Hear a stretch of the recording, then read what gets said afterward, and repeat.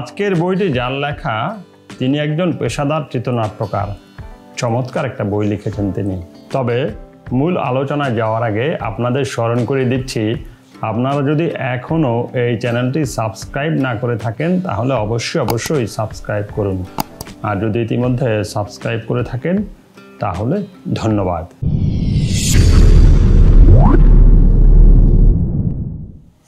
ভালো কথা, আপনারা যদি আগের বইগুলি সম্পর্কে জানতে চান তাহলে দেখে আসতে পারেন। আমি আই বাটনে লিঙ্ক দিয়েছি। একটা প্রাসঙ্গিক কথা বলি, কোনো একটা বিষয় সম্পর্কে জানতে হলে আসলে একটা বই পড়লে হয় না, একাধিক বই পড়তে হয়।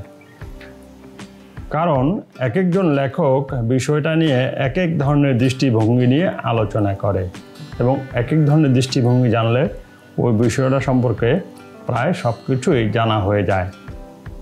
যাই হোক, প্রাসঙ্গিক কথাই বলছিলাম। তো আজকের বইটা দেখে নেওয়া যাক।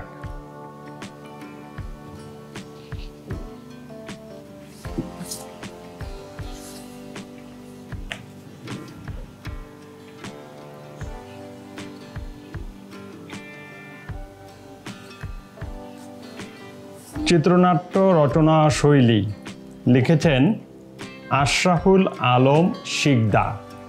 তাহলে চলুন বইটা সম্পর্কে বিস্তারিত জানা যাক। চলচ্চিত্র নির্মাণের বই। আজকের বই চিত্রনাট্য রচনা শৈলী লিখেছেন আশরাফুল আলম শিকদার। তো আমরা আলোচনায় ঢুকছি। প্রথমে আমরা লেখক পরিচিতি জানব। বিজ্ঞাপন চিত্র নির্মাতা, লেখক, চিত্রনাট্যকার ও গ্রাফিক্স ডিজাইনার আশরাফুল আলম শিকদার। জন্ম 28 ফেব্রুয়ারি 1964। পেশা টিভি ও সিনেমার জন্য চিত্রনাট্য লেখা। বিজ্ঞাপন, প্রিন্ট মিডিয়া, ইলেকট্রনিক্স মিডিয়া ও ওয়েব ডিজাইন করেন শখে। 1990 সাল থেকে বাংলাদেশের বিভিন্ন বিজ্ঞাপনী সংস্থায় ক্রিয়েটিভ ডিরেক্টর হিসেবে কাজ করেছেন 2 দশক। প্রথমে আমরা বইয়ের সূচি জানব। বইয়ের সূচি জানতে গিয়ে আমরা দেখেছি বইটি মোট 6টি ভাগে বিভক্ত। আমরা ওই যে লাল অক্ষরে যেগুলো লিখেছি ওটা একটা করে ভাগ এবং তার ভিতরে এই ছোট ছোট অংশ। তো বইয়ের সূচির প্রথম ভাগ হচ্ছে চলচ্চিত্রে কাহিনী ফুটিয়ে তোলা, চলচ্চিত্রের জন্য কাহিনী, খসড়া কাহিনী ও তার বিস্তার, চিত্রে 5টি আঙ্গুলের ডগায়। এগুলো হলো ওই চলচ্চিত্রের কাহিনী ফুটিয়ে তোলা এর অংশে 3টি ভাগ। কাহিনীর গঠন, চলচ্চিত্রের কাহিনী কাঠামো, বিস্তারিত ধারণা, 3 অঙ্ক বিশিষ্ট কাহিনী কাঠামো, কিছু বিকল্প কাহিনী কাঠামো, 5টি আঙ্গুলের ডগায় ছাঁচের বিস্তার।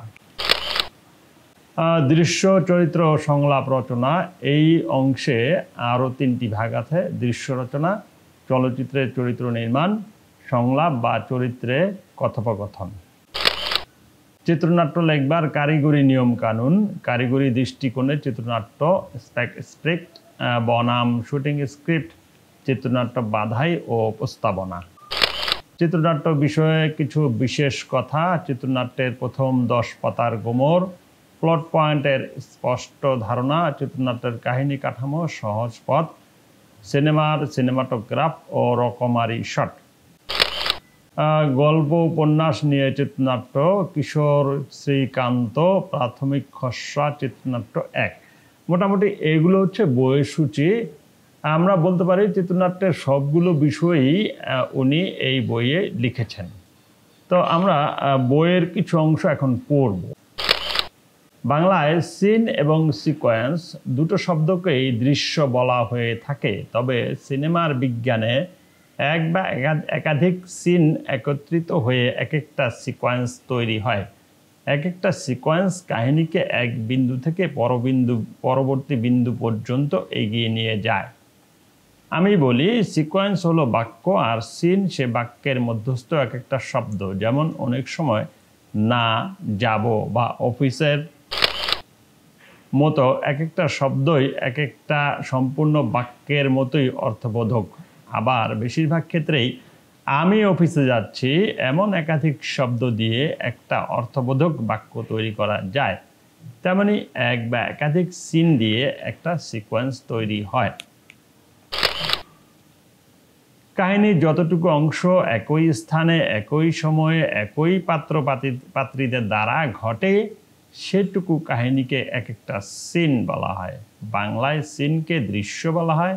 এক বা একাধিক সিন মিলে কাহিনীর যতটুকু একাংশ থেকে পরবর্তী অংশে এগিয়ে যায় ততটুকু অংশকে এক একটা সিকোয়েন্স বলে। উদাহরণ হিসেবে ধরে নেওয়া যাক, বেডরুমে এসি চালিয়ে ল্যাব গায়ে আরামে বিছানায় শুয়ে আছেন মিস্টার ও মিসেস রহিম। আলমারিটা খোলা। প্রায় অন্ধকার বারান্দায় চোর গ্রিল কেটে ভেতরে আসে। রাস্তায় মেইন গেটের পাশে একজন পাহারাদার পায়চারি করছে। বেডরুমে আলমারি খোলা, চোর চুরি করছে। রাস্তার পাহারাদার একটা টুলে বসে পড়ে। চোর বেডরুম লাগোয়া বারান্দাটায়, আগের দেখা বারান্দাটা বের হয়। বেডরুমে মিস্টার ও মিসেস রহিম অঘরে ঘুমাচ্ছে। চোর মেইন গেট পেরিয়ে বের হয়ে পাহারাদারের দিকে এগিয়ে এসে তাকে কিছু টাকা দেয়। উপরের 8টি বাক্য চিত্রায়ন করতে হলে প্রতিটা বাক্য এক একটা সিন আর ওই 8টা দৃশ্য পরপর সাজিয়ে দেখালে বোঝা যাবে যে এক রাতে মিস্টার ও মিসেস রহিমের ঘরে চুরি হয়েছে। এই চুরির সঙ্গে তাদের বাড়ির পাহারাদার জড়িত হলো একটা সিকোয়েন্স। আমরা একটা খুব সুন্দর একটা অংশ পড়লাম এই বইটা থেকে। মূলত আমি দেখেছি অনেকেরই এই সিন এবং সিকোয়েন্স এই বিষয়টা খুব প্যাচ লেগে যায় যে সিন কি সিকোয়েন্সের ভিতরে না সিকোয়েন্স সিনের ভিতরে, মানে সিকোয়েন্স বড় না সিন বড়, বা সিকোয়েন্স কি সিনের অংশ না সিন সিকোয়েন্সের অংশ। খুব সহজ করে উনি বলেছেন যে সিন হচ্ছে সিকোয়েন্সের অংশ এবং সিনগুলো অনেকগুলো সিন মিলে একটা সিকোয়েন্স হয়। এবং উদাহরণটা এত সুন্দর যে একটা ঘটনার অনেকগুলো সিন দিয়ে একটা ঘটনা বোঝানো হয়। ওই একটা ঘটনা শুরু থেকে শেষ পর্যন্ত পুরোটা যতগুলি সিন লাগে এবং সেই সিনগুলো সবগুলো মিলে একটা ঘটনা যখন হয় সেটা হচ্ছে সিকোয়েন্স। মানে একটা ঘটনা হতে পারে এবং প্রত্যেকটার সঙ্গে প্রত্যেকটা সম্পর্ক থাকবে এবং সিকোয়েন্সটা একটা ঘটনা শুরু করবে এবং সিকোয়েন্সটা যখন শেষ হয়ে যাবে তখন একটা ঘটনা শেষ হয়ে যাবে এবং পরবর্তী সিকোয়েন্সে অন্য আরেকটা ঘটনা শুরু হবে।